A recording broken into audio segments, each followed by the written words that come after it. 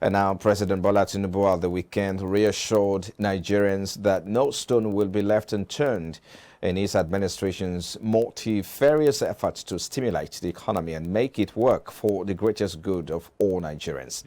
The special advisor to the president on media and publicity, Jurin Gilali, in a statement quoted the president to have said this in a meeting with the Board of Trustees of the All Progressives Congress Professionals Forum held at the State House in Abuja. Tinubu is said to have told the group led by former Bauchi State Governor Isa Yuguda that the economy must recover for the good and greatest number of Nigerians.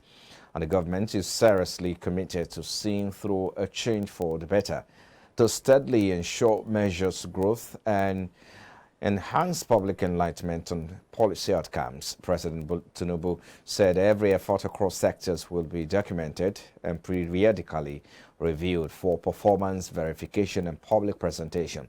While thanking Tinubu for his bold interventions on the economy, the former Bauchi State Governor said over 2 million people have been registered as professionals in different fields since 2018 and stood ready to provide structures for mobilization and sensitization on government policies. Away from there now, the federal government, through the Federal Competition and Consumer Protection Commission, has released a new list of 154 fully approved digital lenders licensed to operate in the country. It gave 40 others conditional approval added to 20 to its watch list and delisted 9 apps. It also noted that 4 others comprising Fast Credit Limited, Greenbone Finance Company Limited, Baines Microfinance Bank Limited, and Ikondo Microfinance Bank Limited had been licensed by the Central Bank of Nigeria. The announcement of approved digital lenders followed a recently shake-up of the digital money lending sector by the FCCPC after the sustained harassment of Nigerians by the lenders. It also came after the Commission gave digital money lenders a 5-day deadline to prove they were operating within its set guidelines. It announced this earlier when it asked Google to delete 18 digital lenders from Play Store for harassing Nigerians. The Central Bank of Nigeria has said that it issued 40.67 billion naira loans to members of its staff as of December 2022. This was according to the APS Bank's audited financial statement for 2022.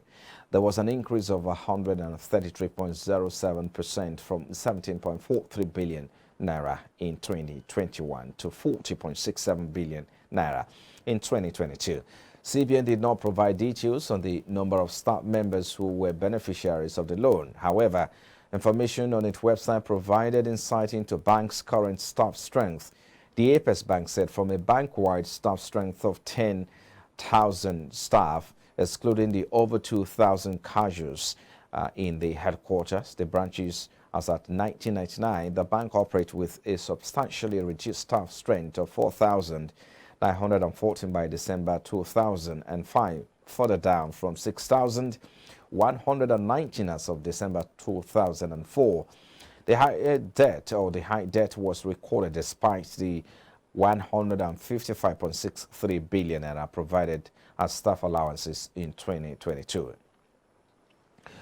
The average cost of bus transportation within Nigerian cities rose from 649.59 billion naira or 690.59 naira in May 2023 to 1,285 naira, and in June, as the pump price of petroleum motor spirit rose according to the National Bureau of Statistics.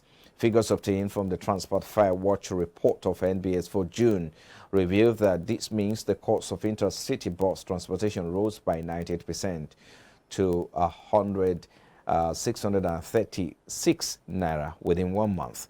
It said this included a breakdown of bus journeys within the city's per drop constant route, bus journey intercity charge per person, amongst other means of transportation. On a year-on-year basis, it said bus fares rose by 120.6% from 582 naira 61 kobo paid by commuters in June 2022 The average fare paid by commuters for bus journey intercity per drop rose to 5,686 naira 49 kobo in June this year, compared to 4,002 kobo in May this year, indicating an increase of 42.09% on a month-on-month basis. The Institute of Chartered Secretaries and Administrators of Nigeria has advised the federal government and the Central Bank of Nigeria to find other means of reining in inflation beyond raising the monetary policy rate. Speaking at a media interactive section in Lagos, the president and chairman of the Institute's council, Fumi Ekundayo, noted that the CBN has increased monetary policy rate about 4 times by a total of about 225 basis points this year, within little or no impact on inflation.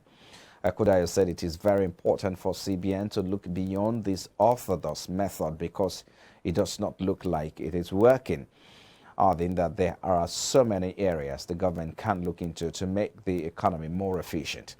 She said there is a need to increase real estate or real investment in infrastructure, and the government should also try to reduce leakages in the system. Ekundayo highlighted massive salaries and allowances of public office holders, maintenance of a large number of aides, and duplication of functions in ministries, departments, and agencies as factors that have led to increased cost of governance in the country, noting that these are some areas government should look into to reduce the cost of governance. As Nigerians and the business community are with inflation figure for the month of July 2023, the country's headline inflation rate has been projected to increase by 0.56% to 23.35% in July, from 22.79% in the previous month. Given these projections on Monday during iBrandTV's Business Breakfast, business associate and research and portfolio manager at Z Crest Wealth, Samson Owolabi, said the inadequacies or deficient policies, among many other issues, are often responsible for increased inflation. He, however, called for synergy between the fiscal and monetary authorities in coming up with strategic measures to cushion the impact of rising inflation on households and businesses. I believe that inflation is going to head higher. More than that, I think that inflation might reach 24%.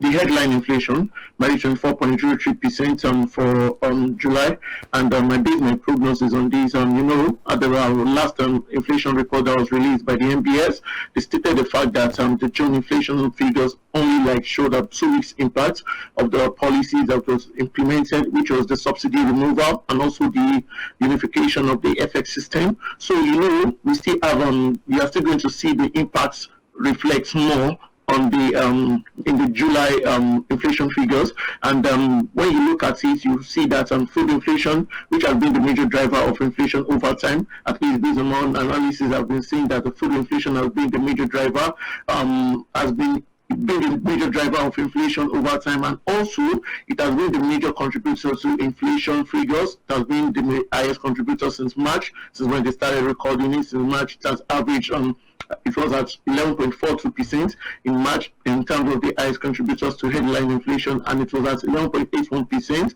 in June.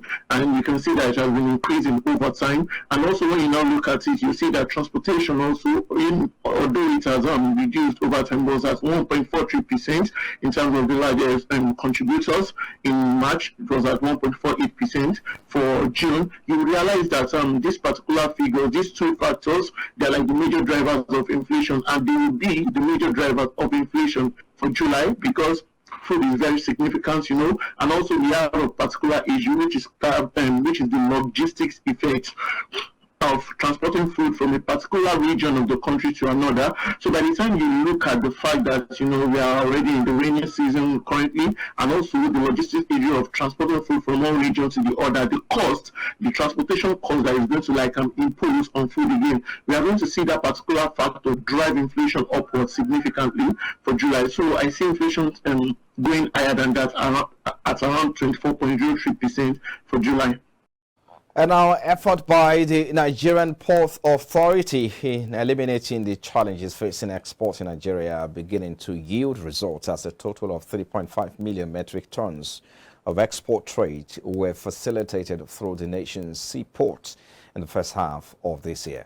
Speaking during a panel section on exports of non-oil products of the 2023 Zenith Bank International Trade Seminar held in Lagos, the managing director of the agency, Mohammed Bello Koko, said the authority has been recording growth in exports since 2019. According to him, in 2019, the ports recorded about 2.8 million metric tons of export, and it increased to 3.8 million metric tons in 2020. Bello Koko also noted that export volume grew in 2021 to 3.79 million metric tons and over 5.1 million metric tons in 2022. He said the NPA is working closely with other government agencies such as Customs, Nigerian Shippers Council, and Nigerian Maritime Administration and Safety Agency to ensure that imports and exports are cleared out of the port faster. And inspired, the Acting Controller General of Customs, Adewale Adeniyi, who was represented by Mohammed Babandede, Custom Area Controller of Lily Pond Export Command, said Customs has created a one-stop shop that removes all delays that leads to rejection of Nigerian exports in the international markets.